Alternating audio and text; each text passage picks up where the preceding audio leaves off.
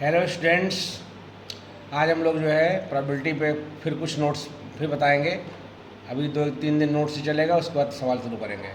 तो इसमें नोट्स है कि अगर एक कोई इवेंट है तो उसकी प्रोबेबिलिटी मिनिमम 0 होती है और मैक्सिमम 1 होती है, जिसको हम लिख सकते हैं 0 less than equal to PA less than equal to 1। Impossible event की प्रोबेबिलिटी 0 होती है। इम्पॉसिबल इवेंट 5 कहा जाता है, P5 0 होता है। श्योर इवेंट की प्रोबेबिलिटी 1 होती है। श्योर इवेंट S को कहते हैं, सैम्पल स्पेस को, इसलिए PS 1 होता है। अगर A और A डैश इवेंट्स हैं, एक A डैश A का कॉम्प्लीमेंट्री है, तो उनका यूनियन जो होता है वो PS के बराबर होता है और वो 1 होता है। इनका इंटरसेक्शन जो होता है वो P5 बराबर होता है, उससे 0 होता है। A डैश के डैश की प्रोबेबिलिटी PA के बराबर होती है। उसके अलावा कुछ और नोट्स हैं कि अगर additional theorem of probability for any two events A and B, PA union B is equal to PA plus PB minus PA intersection B होता है। अगर A और B म्यूचुअली एक्सक्लूसिव हैं, इवेंट्स हैं, तब इस केस में PA इंटरसेक्शन B 0 हो जाएगा, इसलिए PA यूनियन B इक्वल हो जाएगी PA प्लस PB।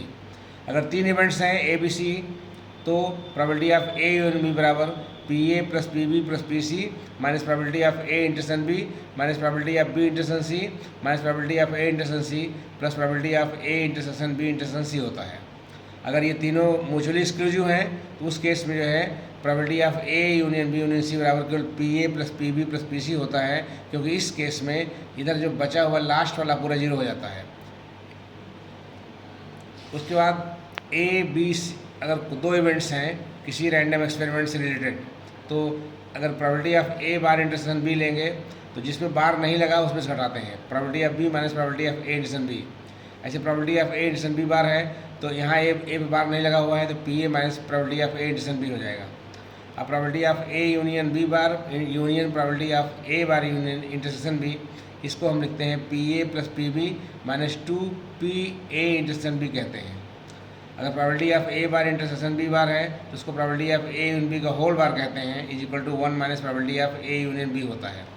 ऐसे ही probability of A bar union B bar है तो उसको probability of A intersection B का होल बार कहते हैं, is equal to 1 minus probability of A intersection B होता है।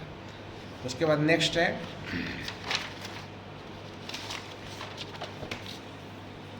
Probability of A is equal to probability of A intersection B plus probability of A intersection B bar होता है। ऐसी probability of B अगर लेना है तो probability of B is equal to probability of A intersection B plus probability of B intersection A bar हो जाएगा। Probability of exactly one of A B occurs, यानी A और B में केवल एक ही घटना घटे, इसकी probability of A plus probability of B minus 2 into probability of A intersection B, या इसको ऐसे भी कह सकते हैं probability of A union B minus probability of A intersection B कहते हैं। अगर A B C 3 इवेंट्स हैं तो probability of exactly one of A B C occurs is equal to PA plus PB plus PC minus 2 probability of A intersection B minus 2 probability of B intersection C minus 2 probability of A intersection C plus 3 probability of A intersection B intersection C। Probability of A bar की value 1 minus PA होती है। फिर conditional probability, अगर A और B 2 events हैं किसी sample space से related experiment की, तो conditional probability of the event A, जबकि इवेंट B पहले ही घट चुकी है, इवेंट B जो है पहले से अगर घट चुकी है, ये बात मालूम है, तो इवेंट A जो होती है इसको हम लोग कंडीशनल इवेंट कहते हैं और उसकी प्रोबेबिलिटी जो होती है उसी कंडीशनल प्रोबेबिलिटी कहते हैं, और उसको probability of A by B से डिनोट करते हैं। Probability of A by B is equal to probability of A intersection B upon PB। ध्यान रहे कि पहले इन दोनों का इंटरसेक्शन लेंगे, फिर नीचे जो है वही लिखेंगे, और गारंटी है कि PB की वैल्यू 0 नहीं होनी चाहिए। ऐसे ही अगर PB बाई ये कोई पूछता है तो नीचे PA है लिखेंगे, ऊपर probability of B intersection A लिखेंगे, लेकिन PA नॉन जीरो होना चाहिए। Probability of properties of conditional theorem on probability, अगर A B 2 इवेंट्स हैं किसी सैम्पल स्पेस की, तो probability of S oblique A जो होता है वो probability of A oblique A यानी 1 होता है।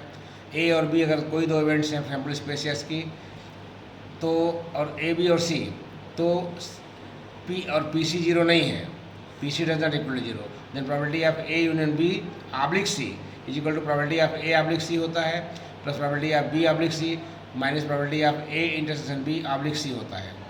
In particular if A and B are disjoint events, अगर A और B डिसजॉइंट हैं तो उस केस में probability of A union B upon C is equal to probability of A by C plus probability of B by C होता है, क्योंकि ये वाला चीज़ 0 हो जाता है। और एक और फार्मूला है कि probability of A dash by B निकालेंगे तो 1 minus probability of A by B होगा, जहाँ ए डैश कॉम्प्लीमेंट है ए का। आज यहीं तक रोकते हैं, अगले कुछ नोट्स और हैं उसको नेक्स्ट वीडियो में करेंगे। Thank you for today.